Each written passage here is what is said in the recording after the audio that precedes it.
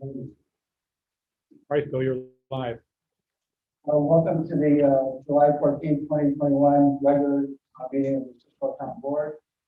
Please note the exits in the front and rear of the room here in case in the unlikely event we need them. For those who are with us this evening on YouTube or WebEx, we also have with us here Tracy Tuxman, Steve DeCopio, Reginald Walter, Robert Jermaine, Chris Bosnica, Nicole Walsh, Kate Pirillo, Lieutenant James Myers, Dr. Bill Hans, and Wayne Freeman. Clerk, please call the roll. Counselor Whitey. Here. Here. Here. Hello. Supervisor Williams. Here. First item on the agenda, Nicole Walsh, pledge of allegiance. I pledge allegiance to the flag of the United States of America And to the republic for which it stands, one nation,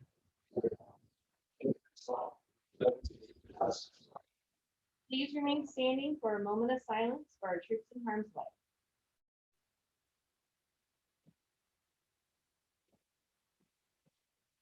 Thank you. Nancy White, item number 2. Approval of abstracts. Resolved, Cicero Town Board approves abstract numbers 28 dated 7/14/2021. Second. Discussion on number 2. Yes, I didn't get a copy of it, so I haven't had an opportunity to look at it. So, is it dated today? I'll present it. What you want? Thank you. Okay. Any further discussion? Clerk, call the roll. Counselor Whitey. No, Counselor Whitaker. Aye. Counselor Whitey. Yes. And Supervisor Myers. Item is adopted. Thank you. Next item is the New York State Department of Transportation presentation. Now, for those who are interested in detailed minutes in this particular time, the clerk is not prepared to do minutes because she's not running the sound system and so forth. So if you have detailed questions on things like that, please go to the state website. And Wayne, I think we need to get the Yes. signal out to our friends for the state DOT and they will start that presentation. Now, at the back of the room, we have public comment forms. For other folks who may want these, they're also on our website and also contact the state department.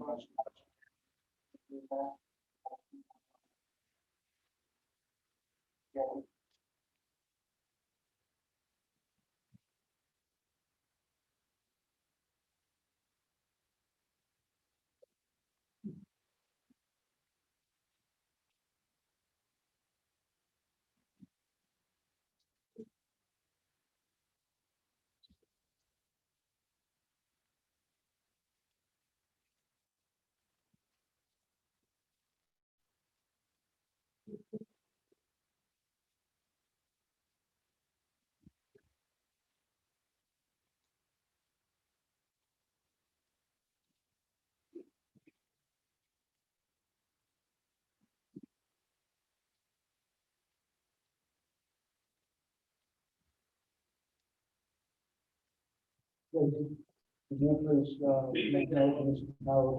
Thank you. I'm the project manager representing the New York State DOT Federal New York.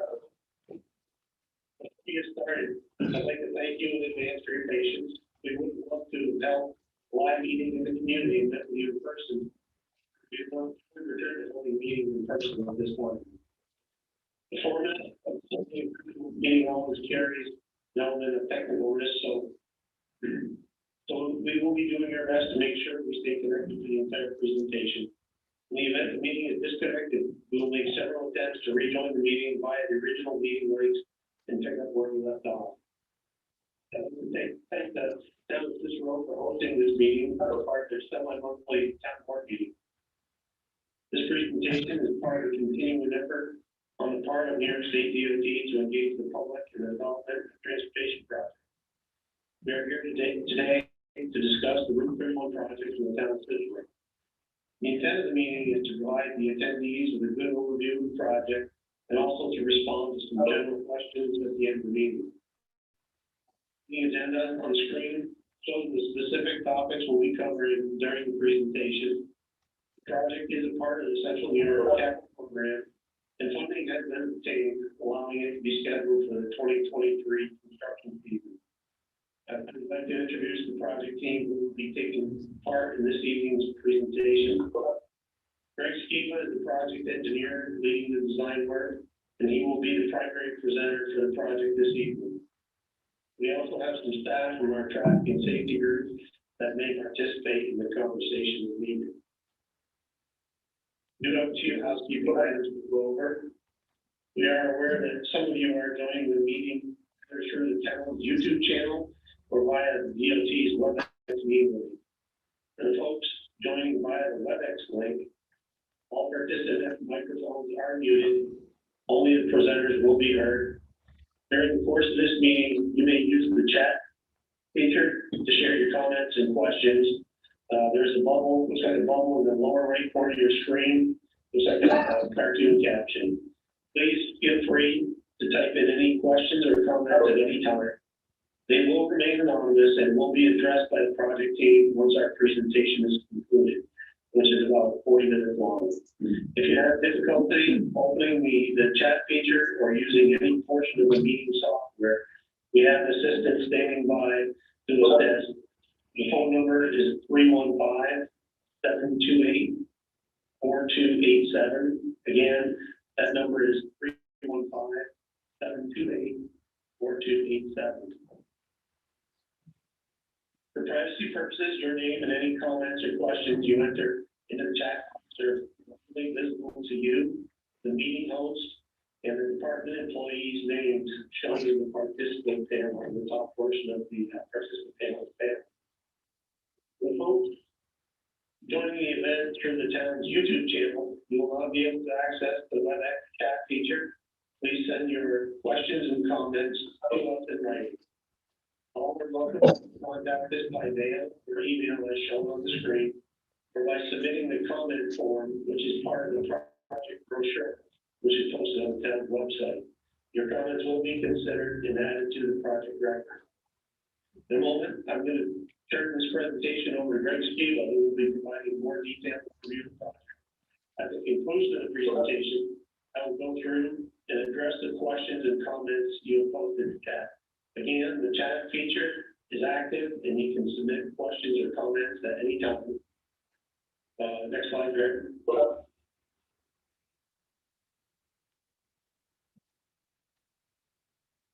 This project is located on the Route 31 corridor and starts near the entrance to the Cicero Syracuse High School that heads east through the South Bay Road intersection. So something I'd like to explain here. Administratively, there are two projects in this area, but will be combined into one construction project, which is what the public will see once construction begins. One portion of the project focuses on pavement rehabilitation with some minor roadside improvements to the sidewalk and drainage. These are the segments shown in yellow. The second portion of the project covers safety improvements at the intersections of Thompson Road and South Bay Road. These areas are shown in pink and blue. Again, once construction begins, the work in this area will appear as one project and will be done under one construction contract. Various alternatives have been developed for each of these sections, and the presentation will go over the different alternatives that have been prepared. For the intersection improvements at Thompson Road and South Bay Road, you will see two alternatives for each intersection.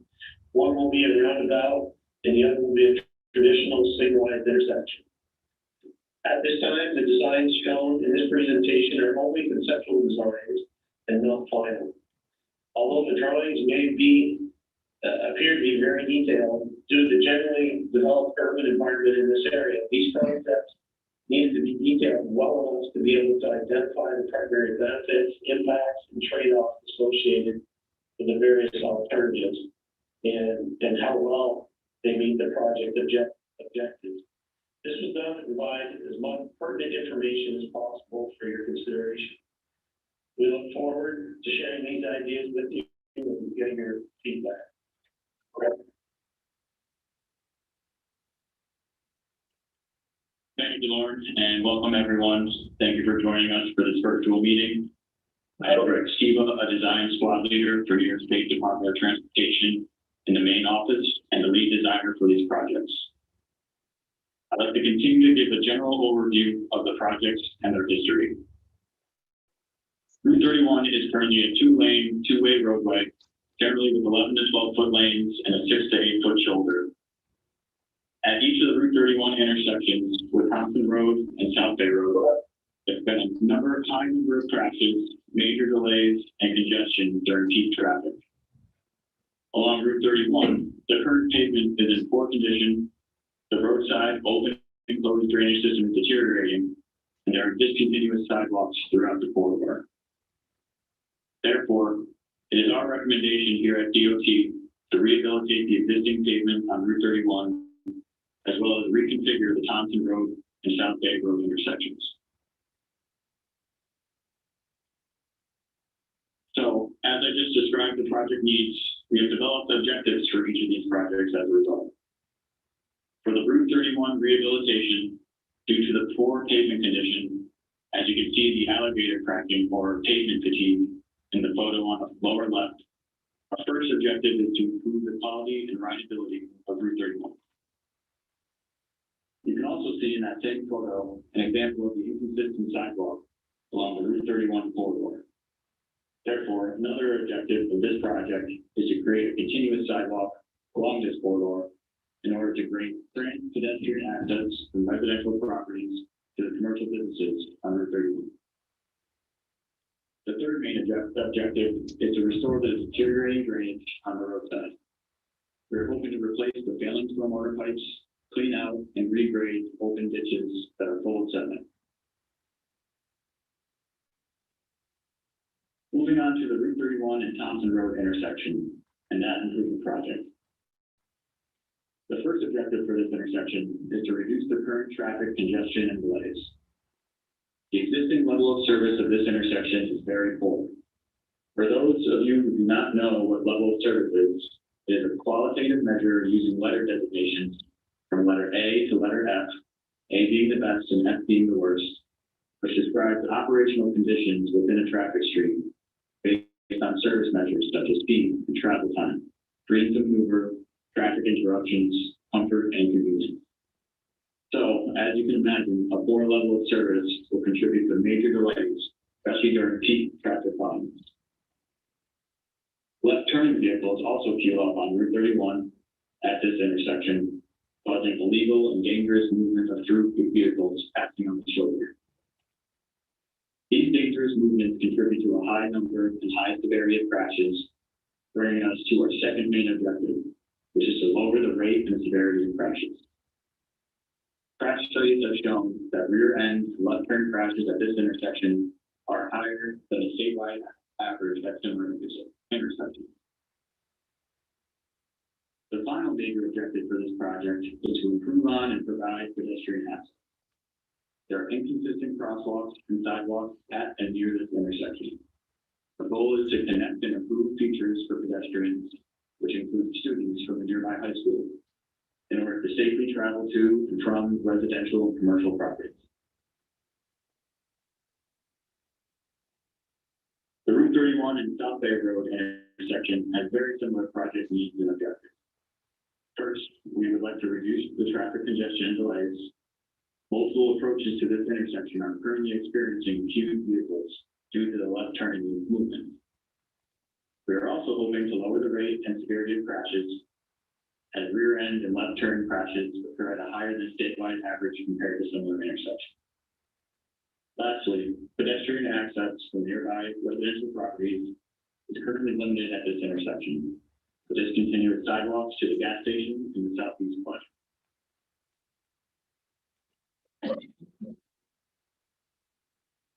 I would like to now talk about the alternatives we considered at each one of these projects. As I just stated, the project needs and objectives for the Route 31 rehabilitation from Cicero North Syracuse High School to South Bay Road are to: one, improve the quality and rideability of Route 31 and its pavement, provide pedestrian access along this corridor, and restore the existing deteriorating drainage. In order to address the needs and achieve these objectives, we explored a few design alternatives. The first major alternative we investigated was a full depth reconstruction of Route 31. Due to the existing pavement condition, a full depth, full width roadway reconstruction was not warranted, however. Reconstructing the sidewalks on both sides of the road would require many right-of-way acquisitions, and ultimately, this alternative introduced a greater number of impacts, including utility conflicts and therefore higher costs. The second alternative we explored for Route 31 was a mill and overlay of Route 31 while connecting the sidewalks on the south side of the roadway. For those unaware, a mill and overlay is a form of pavement rehabilitation where a machine grinds down or mills a specified thickness of pavement, and then a new layer of pavement is overlaid or filled on top. This is much more cost effective than full depth reconstruction, which is the removal and replacement of all of the layers of pavement along the road. Under this alternative, we would mill and overlay the entire roadway and reconstruct areas of pavement if needed. Alongside the roadway, drainage would be improved on and restored, and new sidewalks would be constructed, connecting the existing sidewalk pieces on the south side of the corridor. This achieves the objective of providing pedestrian access and restoring drainage in a much more cost-effective solution with less right-of-way acquisition. You can see here in the image below an example along the corridor of how we would improve the drainage and connect the existing sidewalks. After comparing these two main alternatives for the Route 31 rehabilitation, we are recommending to progress this as the preferred alternative.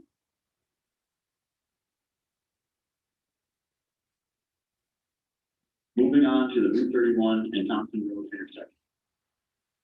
To reiterate from previous slides, the project needs and objectives are to reduce congestion and delays, lower the rate and severity of crashes, and provide pedestrian access. Similar to the Route 31 rehabilitation project, we explored a number of alternatives and iterations in order to meet the project needs and objectives. The first alternative we consider at this intersection was to replace the existing traffic signal and add left turn lanes at each approach on Route 31. Under this alternative, we were able to improve pedestrian access with crosswalks and pedestrian signals. However, the addition of a turn lane on Route 31 was not enough to greatly improve the service of the intersection and ultimately reduce the congestion and delays. The existing crash pattern remains under this alternative as well. More through lanes will need to be added on Route 31 in order to meet the project needs and would in turn produce higher costs for this alternative. Second alternative we considered at this intersection was to construct a roundabout. This alternative would address the project needs and achieve the objectives by greatly improving the level of service, creating less congestion and delay. Roundabouts are a safe intersection configuration, lessening the severity of potential crashes by lowering the speed of traffic moving through the intersection. Pedestrian access will also be improved upon with crosswalks, pedestrian signals, and time on each approach. By meeting the project needs and achieving our objectives, we are recommending that a roundabout be the preferred alternative for the intersection improvement. Before I move to the South Bay intersection, I would like to review a few features and benefits of a roundabout for those of you who may not be as familiar with this type of intersection. At the center of every roundabout is a center island, where you typically see a variety of landscaping features, but can ultimately fill this space however you choose to. Surrounding the center island is a truck apron, which is a paved area inside the main lanes of the roundabout, and its purpose is for the wheels of large trucks to use when turning in the roundabout. Roundabouts are designed so that entering vehicles are deflected by splitter islands and must yield to the circulating traffic inside the roundabout. You can see the yield signs and pavement markings here. Also at each approach is dedicated pedestrian access, as you can see the pedestrian crossing signs and crosswalks. The splitter islands also act as a pedestrian refuge area so people are not crossing the entire roadway at once.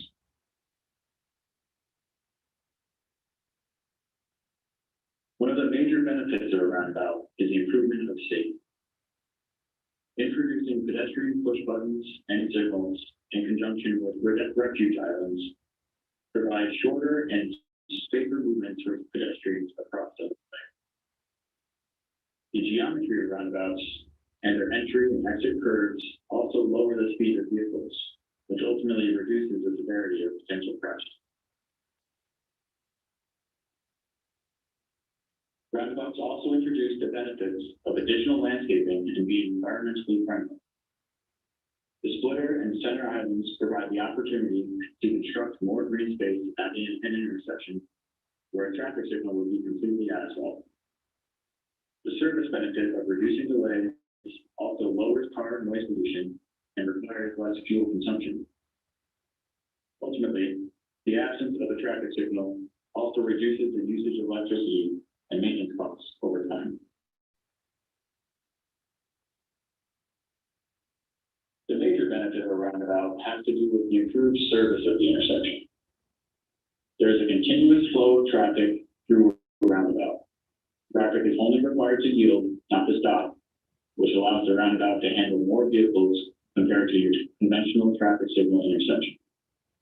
For instance, a 2006 traffic study performed in the states of New York, New Hampshire, and Washington found there was an average reduction of 89% in vehicle delays and a 56% reduction in vehicle stops. Here are a couple of short videos showing the existing traffic signal on Thompson Road on the left and the proposed roundabout on the right. These simulations are performed at the same moment in time using real projected traffic volumes during the afternoon peak hour 20 years into the future. For instance, you can see the same color cars coming from the north on Portswood Lane.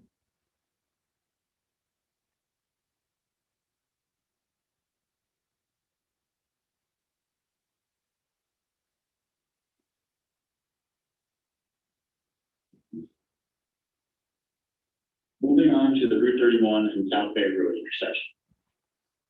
Similar to the Route 31 and Thompson Road intersection, the project needs and objectives are to reduce the congestion and delays, lower the rate and severity of crashes, and provide pedestrian access. In order to meet the project needs and objectives, we also explored a number of alternatives at this intersection. First alternative we considered at this intersection was to construct a roundabout, and we went through many iterations and locations for this new configuration. With every iteration, however, the roundabout took up a large footprint and incidentally required right-of-way acquisitions. Even though this alternative provided safety and service benefits, as well as pedestrian improvements, it impacted the surrounding residential and commercial properties and proved to be a higher cost than other alternatives.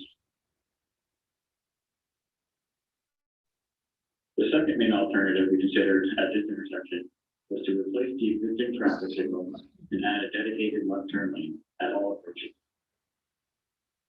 Under this design, we would also add a flashing yellow arrow signal to the dedicated left turn lane.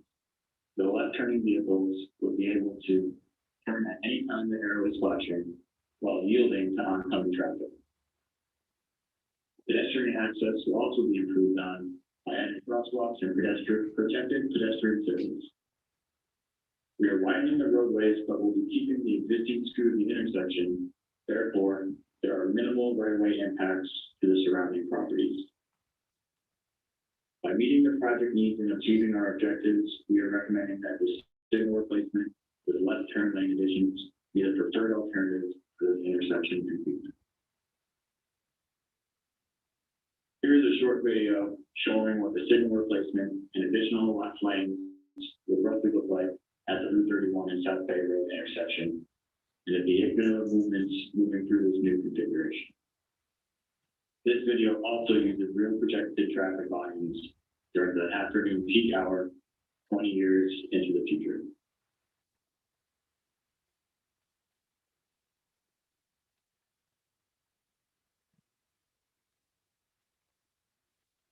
This table here will show a comparison of each of the alternatives in respect to their cost, impacts, and benefits. The preferred alternative for the Route 31 rehabilitation has an estimated project cost of $2 million with approximately half an acre of right-of-way impact. At the Route 31 and Thompson Road intersection, a preferred alternative of constructing a roundabout will cost an estimated $2.2 million with half an acre of right-of-way impact and will achieve a level of service A at this intersection. A benefit cost ratio, higher number being the better, factors in safety and service benefits versus the project cost.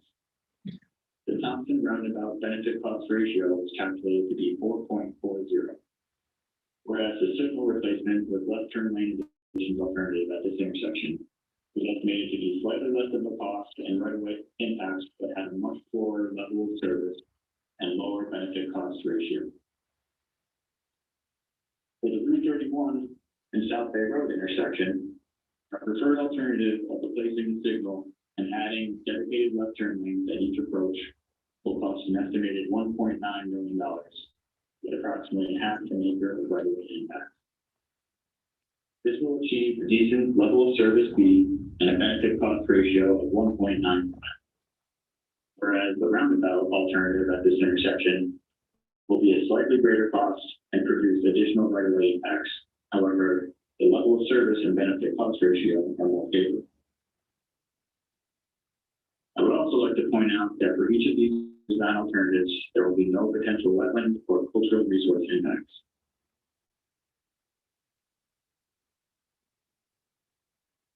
With every construction project, there is a work zone, maintenance, and protection of traffic. Temporary lane shifts and closures may be needed in order to rehabilitate and reconstruct the major roadways and intersections. The area outside of the main roadway will also need to be temporarily closed off in order to reconstruct sidewalks, drainage, and landscaping. I would like to point out, however, that all pedestrian, vehicular, and business access will remain throughout construction.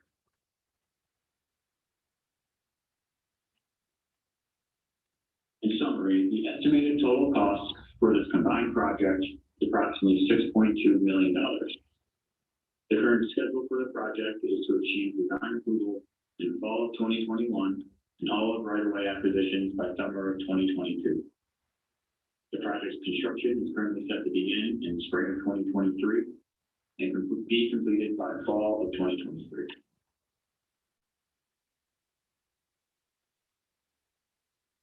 To sum up this evening's presentation, our recommendation is to perform a mill and overlay with sidewalk connections on Route 31.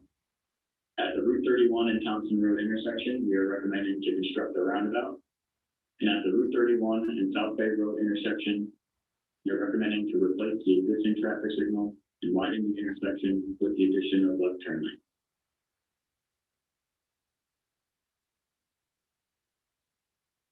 I would like to now open the floor to any comments or questions that you may have on the design, schedule, or anything related to these projects. If anyone has any additional comments or questions on these projects outside of this meeting, please send them to Lauren Gosselin using the below contact information. Lauren, I'll now hand the floor off to you. Okay, great. Thank you, Greg. Thanks for sharing the project information. At this time, we're going to take a look at any questions that we received in the chat history. So we can take a few minutes. If you have any questions, you can enter them in the chat feature, which is in the lower right portion of your screen. Please note, we're going to try to group similar questions together whenever possible. For specific questions related to a specific property, for example, driveway access, right-of-way or property lines for the individual property, we recommend providing the document writing, which we can respond to directly.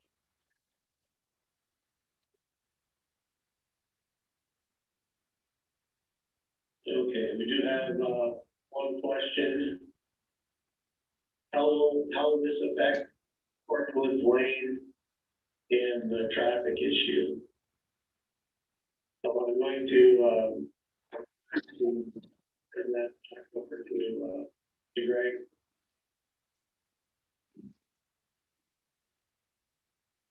Yeah, thank you. I don't know specifically which issue you're referring to. I know at towards the Thompson Road intersection, Our recommendation of a roundabout will improve the level of service for each approach, and that includes Torfwood Lane. So we don't anticipate there being any issues with that alternative as far as traffic goes and congestion or delay.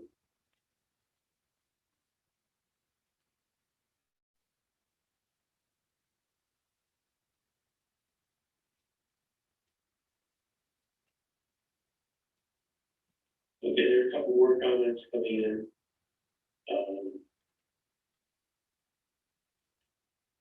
Too much through traffic already.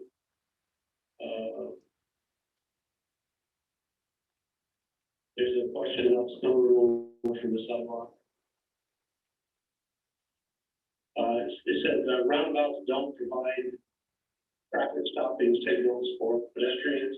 How would pedestrians navigate the roundabout during rush hour level traffic? Scott, Ralph, would you like to unmute and answer one of those questions? Well, this is Howard McCullough. As far as the roundabout of the peg crossing, Brady did mention that they will actually put up push buttons for the pedestrian crossing. That's the multi-lane roundabout, which pretty much most of them have, and the one couple exits that are single lane will still have the signals because of the approach on the other side. So pedestrians will have push button access to all of the crossings that are around.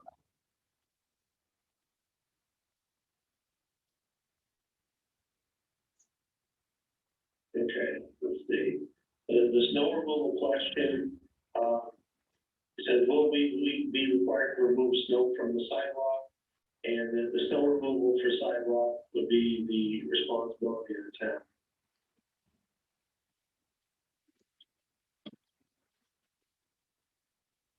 Another question that we received was, why was the higher cost benefit ratio chosen at Thompson Road and not at South Bay Road?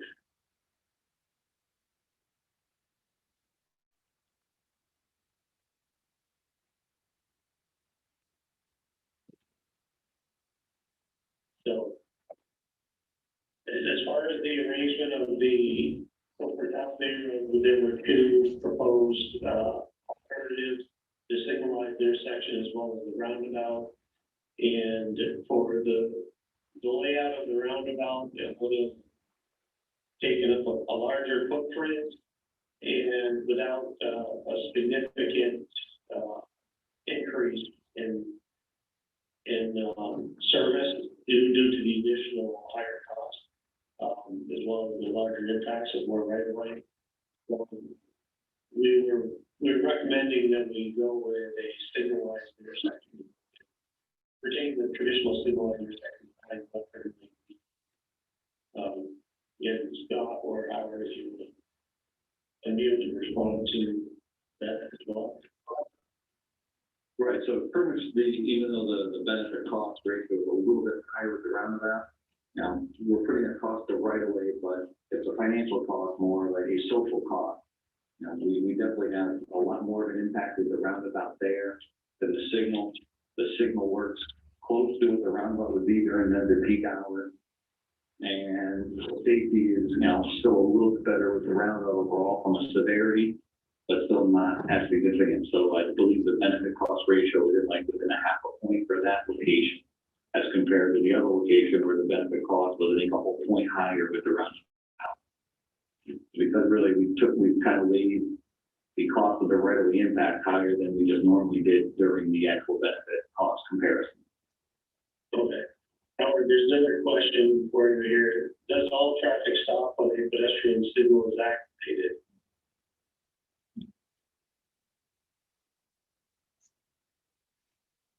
The only traffic that would stop would actually be for that crossing.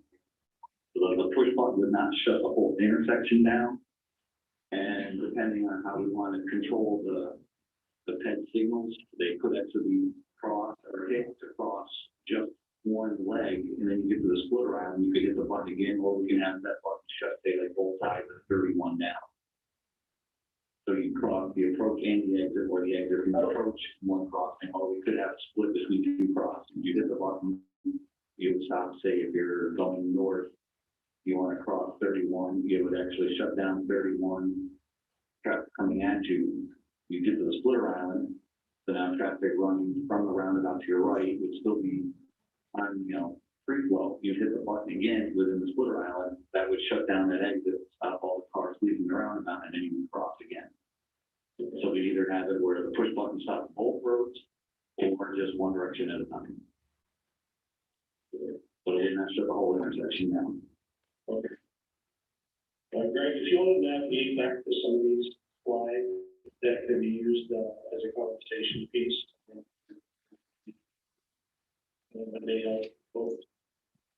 Another question that was out there, how much would complete right of way access cost for a 5-lane road all the way through?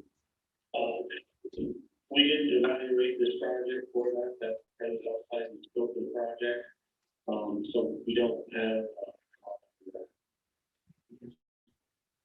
we didn't look at that.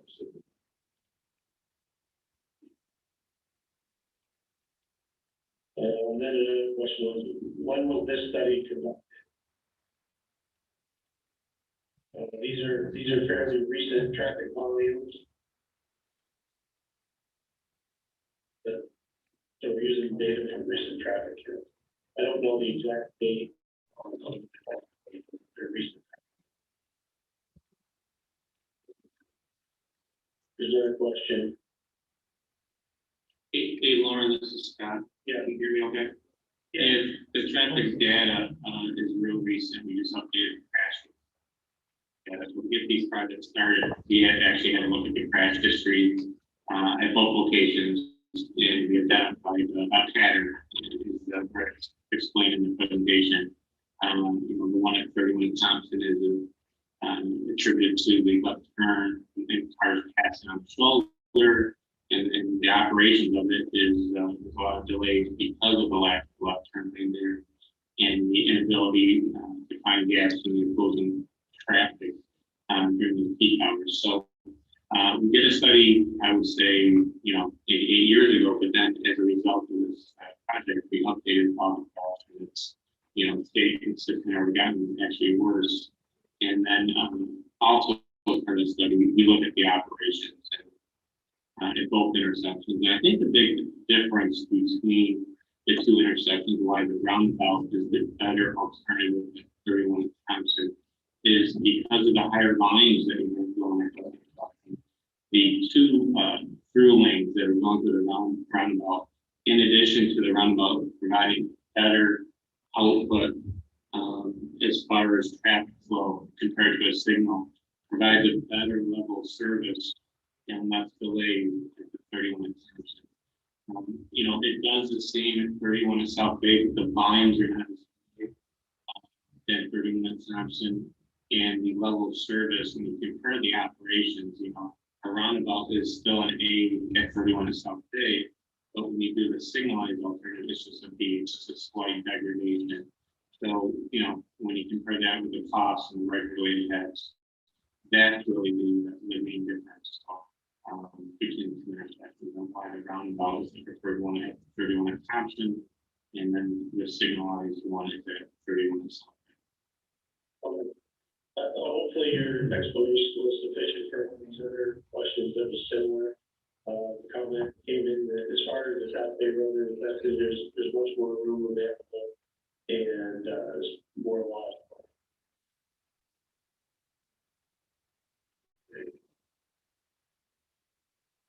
And I think I was probably referring to installing a roundabout with that application.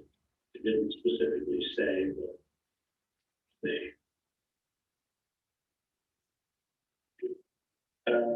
Let's see, and then there's another comment regarding roundabouts. A lot of drivers never yield.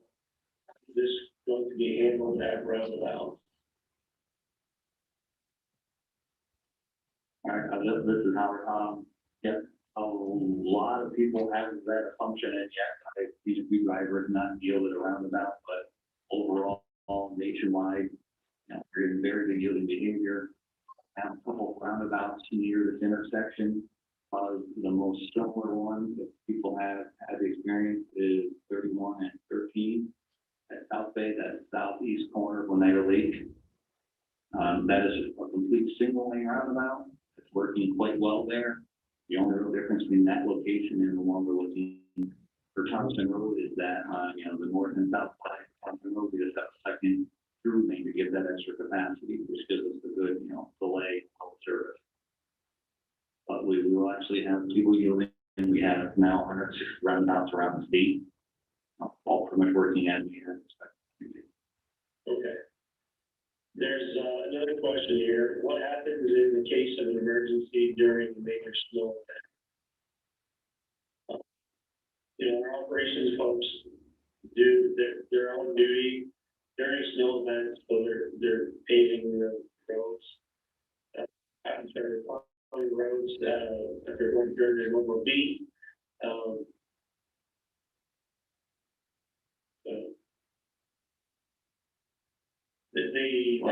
They do have some raised islands and curbs of that nature that do help to delineate a little bit.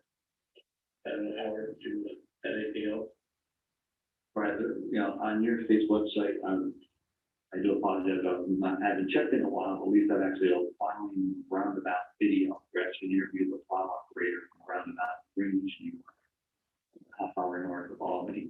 Roundabouts are used in Buffalo, the Rochester area, get, similar snow to this region of the state, and actually out west, if people go out to Vail, Colorado, or Avon, any kind of skiers. It's pretty common to find roundabouts at almost every interchange, especially at a skier. So we can plow it.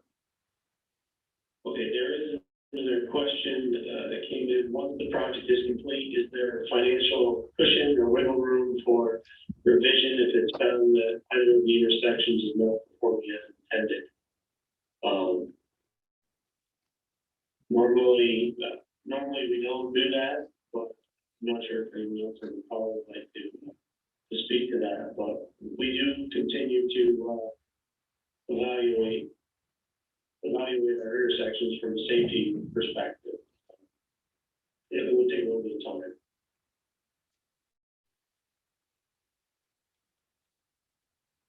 Let's see.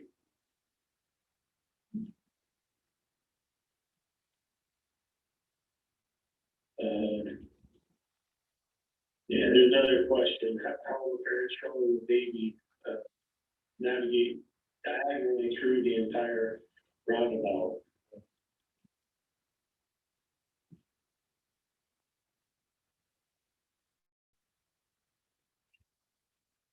Okay, so diagonal to the roundabout, so say if they want to go from the southeast to the northwest corner, right, they can pretty much choose really either path, and they have to cross two legs, which really is no different than the signal option. Pretty much, say if they want to cross 31 first, they hit the push button, it would stop cars leaving the roundabout heading east. They get to the splitter island, and depending on how we set those push buttons up, it would either already close down the westbound through on 31, or they would then push another button within the state refuge of the splitter island that would shut down the westbound through. They would now be up in the northeast corner. They would walk along the side of the roadway on the sidewalk. They now get ready to cross the side street. At that point, they would again hit another push button, cross the exit or Forestwood Lane. They get to the splitter. Again, it could be set up to close down the whole Forestwood Lane roadway, or they would hit another push button, and that would close down the traffic coming from the north heading south, and they would cross there. Yeah. Well, navigate diagonally through the roundabout, you'd have to utilize the crosswalk. Right, which is, I'm assuming what they would be doing at the signal also. Yeah. They would cross one road than the other. Okay.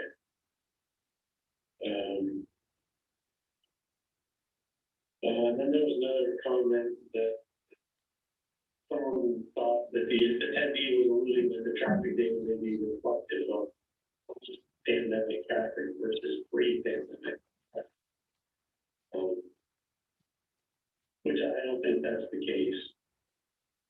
the traffic counts, Lauren, were pre-pandemic, and then, the bulk of it is.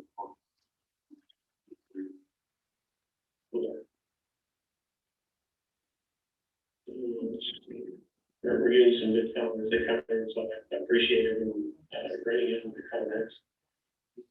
There's This is Bill Meyer, Lauren, Howard, can you hear me? obviously, the traffic signal stop if you get putting traffic to the circle, queue of cars on 31, but what do cars do to prevent it from exiting the circle? Do they have to go around again? There is no signal associated with the roundabout. Actually, let me, take that. Okay, so if you look at the image on the screen now, so say like that one car leaving the roundabout wanting to head, continuing on 31, leaving the roundabout. If the pedestrian was hit the button, they actually would stop that white car, but usually we have the crossing done in 2 stages, so then we can minimize the time that signal is red. So you figure if someone needs to cross 2 lanes of traffic, about 24 feet, average of 4 feet per second, there's 6 seconds plus when start off the clearance time, we'd probably be shutting traffic down for maybe say 20 seconds as they try to go out that exit. So the volume on 31, I believe, is not too much higher than 600 or 700 cars an hour. Let's just use 600 cars an hour because that's a nice round number to use in my head. That's a car every 6 seconds. So on average, if someone does push that button to cross that roadway, we would probably stack up 4 cars. They wouldn't have to loop around. They would just kind of sit there for a few seconds and then they would flush out.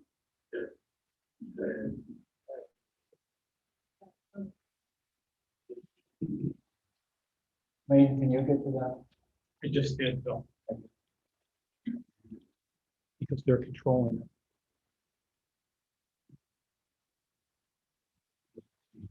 Okay, there is, I'm just getting through the comments here. Lauren, this is Betsy. I think it's on supervisor to speak. So I think to unmute Wayne from the general attendees. All right, Question to Lauren or Howard, can you please give me a signal when you're ready to take questions? okay, Folks that are in the room? Go, try again, Bill. Question to Lauren or Howard, can you please give me a signal when you're ready to take questions from residents who are here in the room now? I'm sorry, we can't hear you very well. I couldn't make out what you're saying. Can you hear me talking? Yes, All right, Bill, the microphone unfortunately is going to be on my computer because we're doing a WebEx. Okay, so I'm going to call for questions here. I have Lori Sager, and if there are any other folks, would you please come up here, stand next to Wayne? And you know the process, give your name and address, give the questions, and they can hear right there. Right here next. If the other folks have questions, can you get Microphone's on lined the up, so to computer. speak? And My name is Lori Sager. I live on Chetwynd Drive, Cicero. Lived here for most of my life.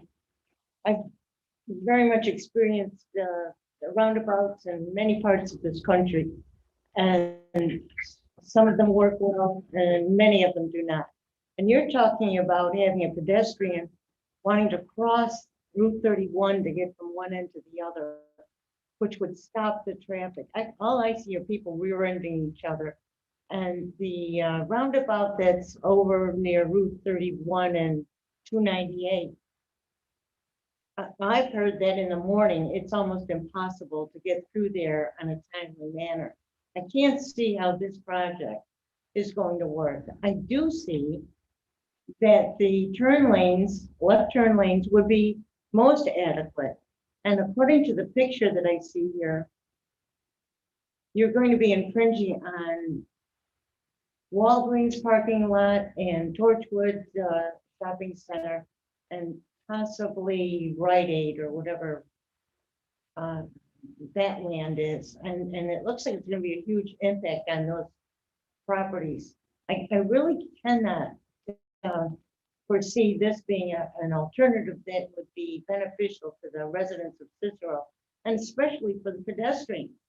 Do you think a woman with a stroller and one little child is going to be able to make it from one end to the other in a 4-second interval? I really can't see that happening at all. I've been a former planning board member in the town of Cicero for many years, now retired, thankfully. But the plans that we've seen for that intersection over the years have been most critical, and this is the worst of them all. No offense taken, please. I don't mean to offend anybody, but I do feel that the addition of a left-hand turn would be much more beneficial to the traffic flow of 600 cars an hour than what you're proposing with this roundabout. Thank you. Okay, thank you for your comment.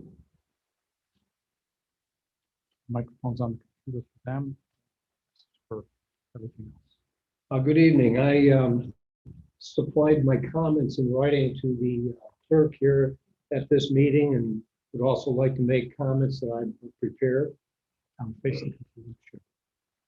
The best thing that can be stated about this proposal so far is that the much needed sidewalks on the south side of Route 31, they will be built to South Bay Road, making it safer for all the pedestrian traffic. With that said, why have the state roadways and intersections in Cicero been pretty much ignored over 25 years?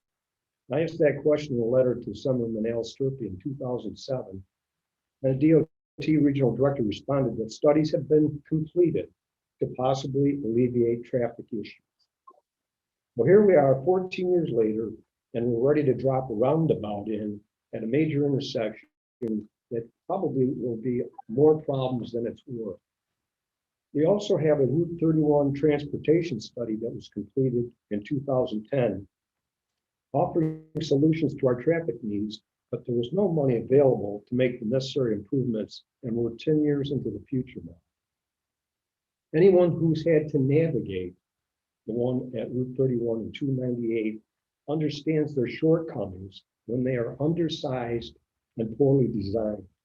Again, if you recall, County DOT dropped a similar plan to install one at Northern Boulevard a few years back for all the right reasons. We truly don't need to deal with another one at a major intersection. You need to go with a basic design of left lane turn slots, eastbound and westbound on Route 31, with pedestrian crossing signals and crosswalks in all directions. Then after all this much needed improvement, you need to turn your attention to replacing all the tip-up curbing along Route 11 and milling the surface and resurfacing all the way from Bear Road to the Route 31 intersection. The good people of Cicero have been patient long enough. Now you, the DOT, need to step up to the plate, get it done. No more delays, no more excuses. Thank you.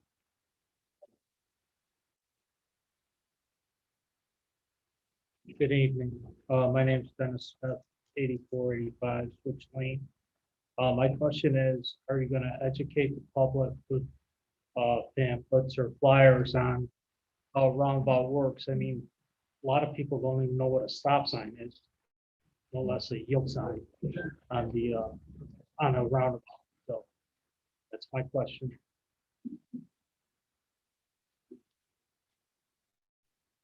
Bill Hoteling, 6320 Matilda Gage. I concur with everything that Mr. Blue just said to you. I do have a couple of questions. Did you ever consider putting 4 lanes from Route 31? I mean, on Route 31 from the interstate change at 81 down to at least past South Bay Road, or was dollars and cents strictly the driving force behind this? For these projects, that was not part of the scope of the project. That would solve the problem. Okay, could we get your comment in writing? Then Oh, we'll respond you will. to that, please. The other thing is, have you ever thought about putting in left-hand or right-hand turns? Also, you talk about left-hand turns across the traffic. but a tremendous amount of that traffic is turning right onto Thompson Road. Okay.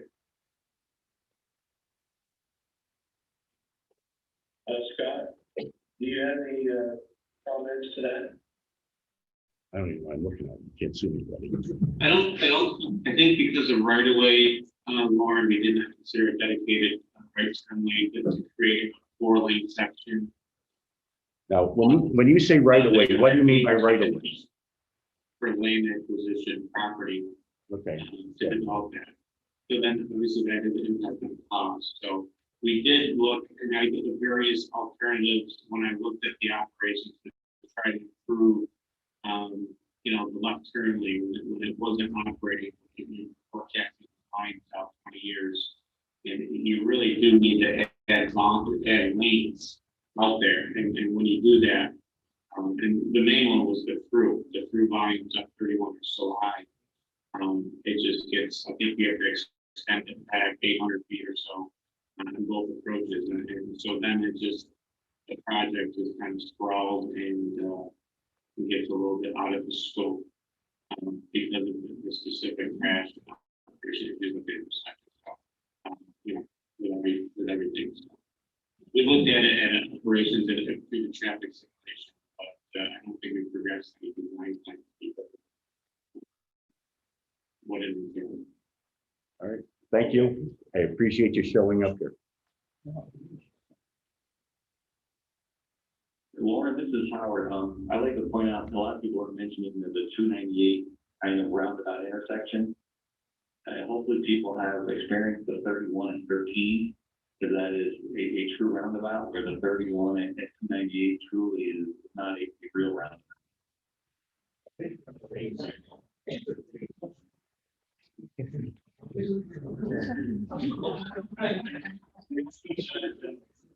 also have a question or comment in here. That basically states, it says, no one in the town hall agrees with Thompson Road recommendation, can public input and desire affect the final design. It seems having a turn rate closing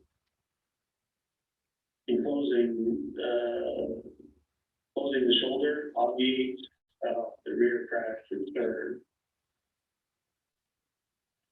So again, the design decision is not final. We prepared some alternatives. And as part of the design process, we develop alternatives. We present them to the public. We evaluate them. We receive public input, and we still have to put the project through the environmental process and the evaluation of all the comments and the input and benefits before the department makes a final recommendation for any solution. So yes, in short, the public input is an important part of the process for us. Go ahead. You said that just keeping the four corner, the way it is and adding a left-hand turn, you said that would take up too much property. But how could that take up any more property than a roundabout would? And also the roundabout in Bridgeport, I believe that's what you were talking about, it is a roundabout. You said it's not a roundabout, but in reality it is. And it has a lot of problems because it is so small. Trying to get into the roundabout is extremely dangerous. And I don't see this one being any less. The roundabout at Carrier Circle is effective because it's large. Having a small roundabout, in my opinion, is dangerous. Ma'am, could you please give your own address? I'm sorry, it's Carol Notar on Diffin.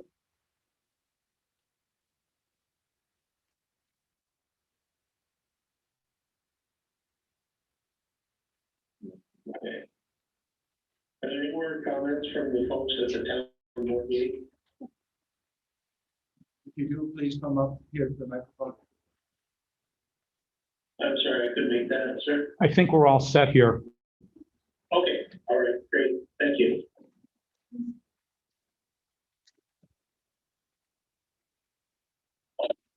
They done with their. Okay, we do have a couple more comments that I want to share with the group there.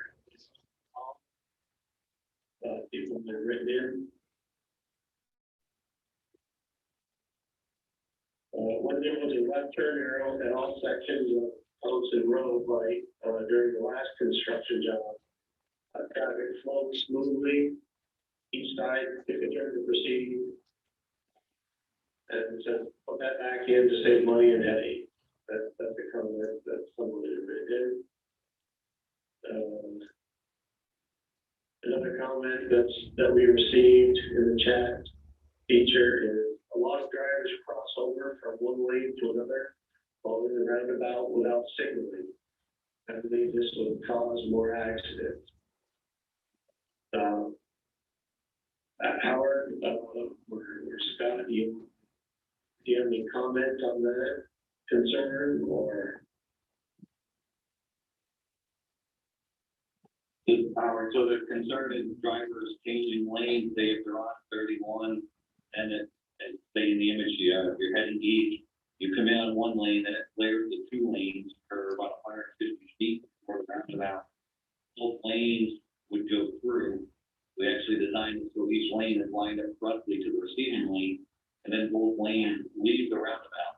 And the drivers change lanes as they want. Yes. The question is changing from one lane to another while in the roundabout without signaling. Right, yeah. Right, and that they shouldn't do, doesn't mean someone won't do it, no, but, we have quite a few of these roundabouts around the state, and, do we get some crashes related to that? Yeah, but still the severity, and quite often, a lot of times, the overall number of crashes is still lower than if it was the signalized option. But I do also want to address the 298 roundabout. The 298 roundabout, I believe, from when say Splitter Face was Splitter Face, is about 110 feet. That would almost fit inside just the center area that's not colored in as a roadway in the image here for our Thompson intersection. So pretty much that roundabout 298 would not even really be touching the roadway, that much smaller. Pretty much it was a kind of an odd-shaped intersection, and we painted out some area in the center as well as the splitters. It's truly not a real roundabout. If people would really compare the 31 and 13, that's a much better comparison. Okay. Let's see, another comment or question. It says, will large, easily readable yield signs be installed? Local driving habits show that about 10% of the drivers do not yield the traffic in the circle.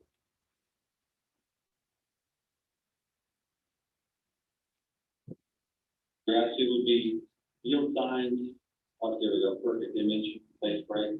We put yield signs on both sides to be approached. The standard is just to have the one off the right side, but really I don't think we get the same view perspective as the one in the splitter. So pretty much as you're approaching the roundabout, what you're actually seeing is the yield sign in the horizon. So drivers will definitely know that in good condition. Plus on a lot of our newer roundabouts, that dashed line that separates the roundabout circulating traffic from entering traffic. Quite a few roundabout lately, we've actually made that 24 inches wide, so it looks like a stop bar actually as you're coming up on it. You start to see that it is actually broken and not a continuous line.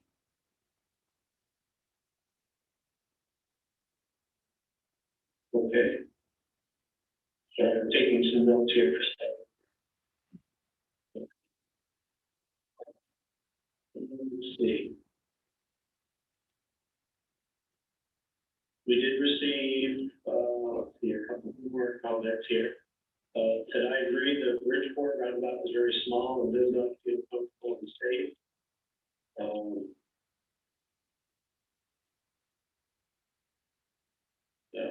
And then there was another comment that wasn't specifically related to the scope of this project, but it's been almost 30 years since the 8131 intersection was approved.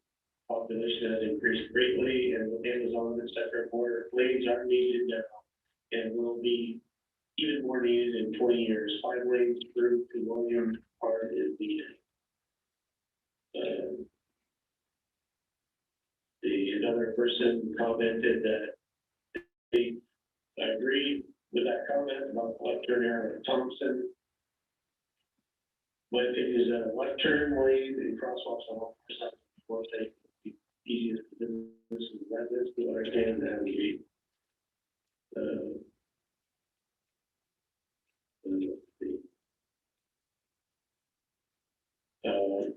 And with that said, I would need to travel through that intersection every day and would get used to it, and I'm sure it would be better than what it is there right now. Okay, so that's what we have in the chat history folks.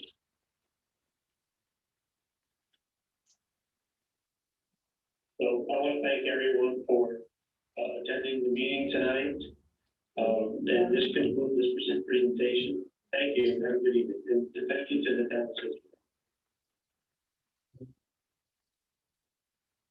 Okay, their portion of the meeting is over, so we're gonna go into our section of the meeting. I'd like to point out at the form, please use the comment form. Please note on the back, it calls for a July 30 resign date. And also, please note there's an email address in the back. You'd rather do it by email, or use that on that. I didn't see any further hands, but I'm just going to make another comments. As we go, please come to the next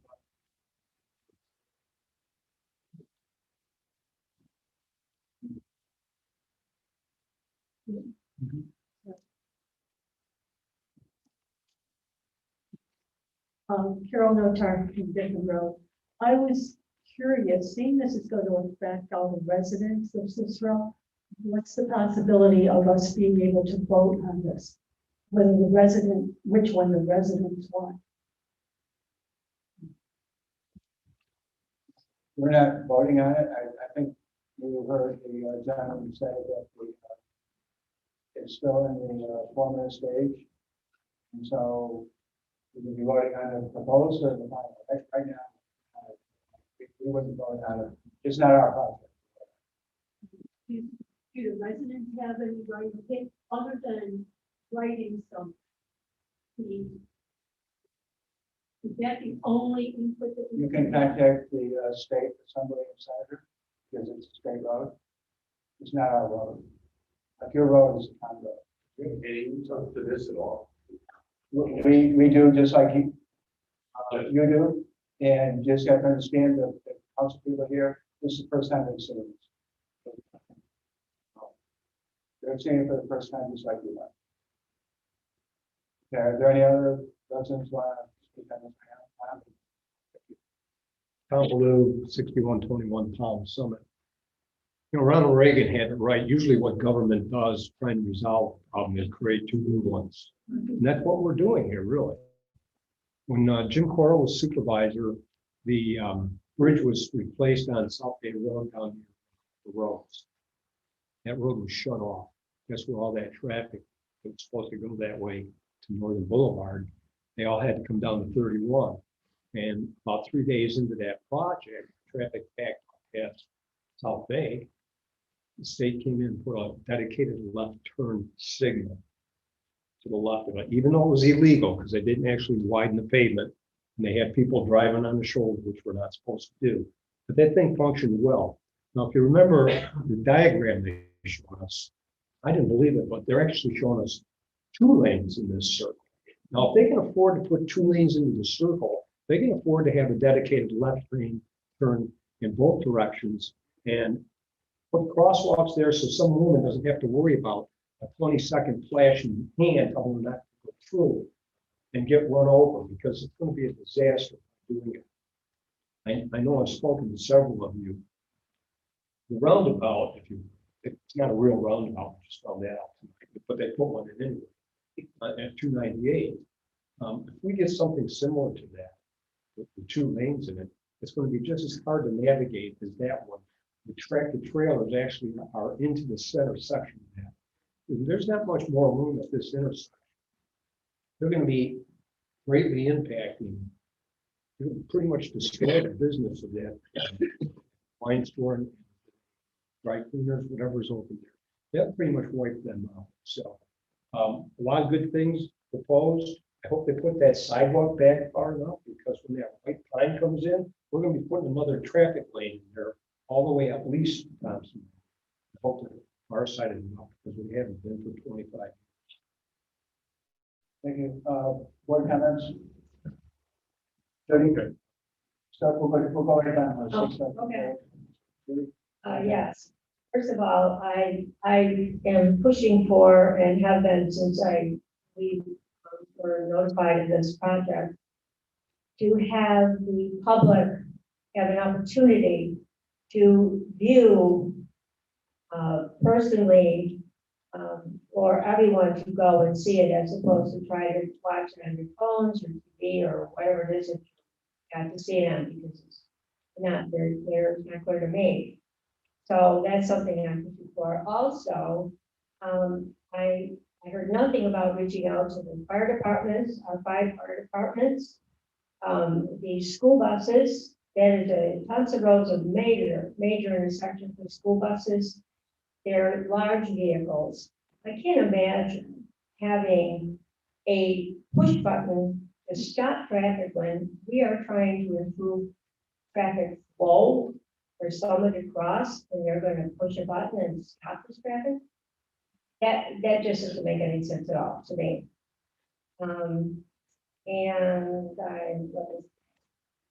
Pretty much, I think that's it. But right now, it's the sidewalks. You know, we continue to put in sidewalks, and it's great. But they're all going. You know, we're all going east. We still got one of our major highways, and we need sidewalks on both sides of the 11. Curiosity for me is, we have, the way they're talking $5 million to create an issue on 2 intersections, when in fact, they are not even addressing Route 81, which is 31, and it's a state road. Why is it that we continue to shove traffic into a 100-foot stacking lane, when in fact we're going to create monsters on the other? Like I'm saying. Speak closer. They kept mentioning Route 13 and Route 31 traffic. Anyone here familiar with that traffic? Yes. Okay, good. Because I am, and I actually think that it works pretty well where it is, because that is an area with very low traffic, very low pedestrian traffic. I mean, there's a save on there with Dunkin' Donuts, but I don't think there's anywhere near the amount of traffic we have at this intersection. I think if they put that traffic circle in Bridgeport at the 298-31 intersection, people might have a better opinion about it, because that traffic circle would work very well there. I just think it's beyond apples and oranges. It's apples and pine cones, really, to compare that type of intersection, even with a second lane here. I know they kept going to it because it works well, and they're probably hoping people will go look at it, or people are familiar with it and think, oh, it won't be so bad here. It doesn't make any sense. I'm extremely skeptical about this. You know, I didn't get a chance, as Boydie commented, she didn't either, to actually address these people. So I'll write a letter and make, you know, public that's worth about that. And I'm also concerned because I think we've all heard there might be major changes coming in 31 when White Pines goes in. And it just doesn't make a lot of sense to spend this kind of money for this kind of work and cause this kind of traffic concerns for a condition that's, if they do this, it's probably going to be temporary. If White Pines thing is going to happen and 31 is going to be wider, which that would sort of fit in a lot better with the other alternative I think we all want.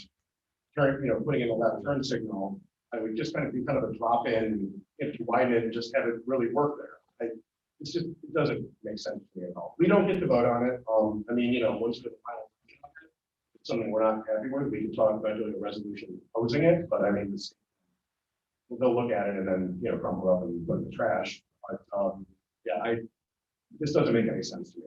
They did a great job of attempting to sell it, but that's fine. Nancy, that way.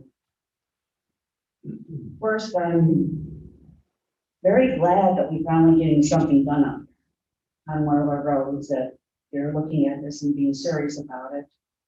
I trying to give them the benefit of the doubt. They're engineers, they know what they're doing. And I was. Well, hold on. I gave them the benefit of the doubt until the pedestrian part came up. And I'm not convinced about that at all. Hopefully they will listen. Everyone will send in their comments. Make sure you send in your comments, whether you're here in the building or your home. They need to listen, contact your senator, contact your assemblyman. Know that what option you prefer. But again, I am glad they're doing something that, they realize that we need help for the past 20 years. And I would like to see something at 81 and 11 and 31. But make sure your comments are heard, please.